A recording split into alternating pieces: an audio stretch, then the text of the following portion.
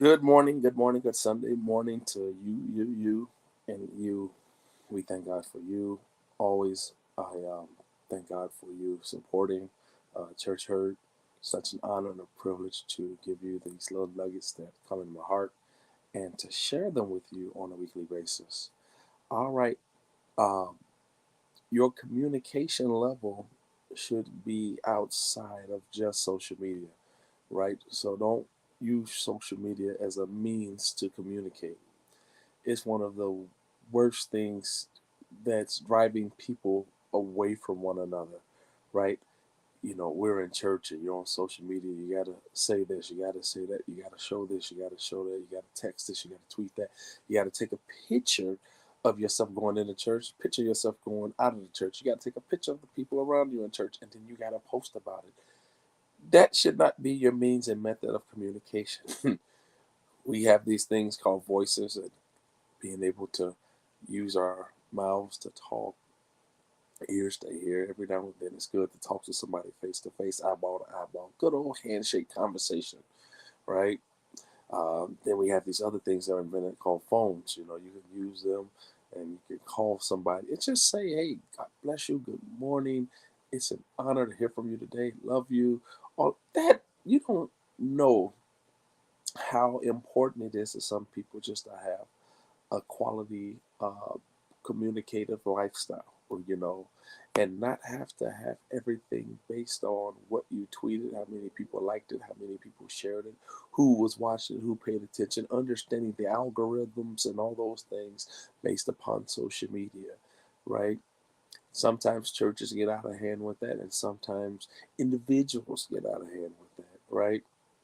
And then they have to put themselves in Facebook solitary confinement, or Facebook will put them in Facebook jail, and then that'll be their means and method to slowing it down. And then they'll say, "I got to get off for a little bit because I just need to get a Facebook detox and all this stuff." These tools are helpful tools that are utilized for keeping in contact with family, friends, loved ones, and so on and so forth, from high school, from college, from family members, far and wide, that are local and that are, somewhere else, overseas, wherever. This is a very good tool that you can utilize so that you can keep in contact with family. Deacon Odell, God bless you, sir. Thank you so much for your love and support. So utilize this, and even for those that may not be able to make it into the church house, or those that may not be able to get to where they want to get to, but if they wanted to just kind of look on social media, use these tools for what they were intended for. Don't make it a lifestyle. If you are able and willing, go and support, go and communicate, go and show yourself friendly so that you can uh, be a good person, good man, good woman, good boy, good girl, just a great person, and learn to utilize the tools that are set before us for what they were intended for, to help spread a message, to help get people an opportunity to stay updated with positivity. Let's not do negative. It's such a disheartening thing when you find out, like I think some years ago, found out a kid from my old high school killed himself because of something that he saw on Facebook concerning his girlfriend. He's like a sophomore in high school. That hurts.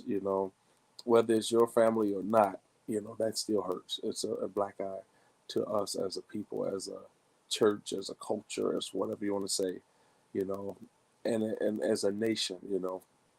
So, with that being said, I just want to encourage you to use your communication for building and not tearing down. With that being said, continue to pray for me as I pray for you. Remember, don't let the church hurt you. Love you with the love of God, and continue to pray for me as I pray for you. Have a phenomenal day.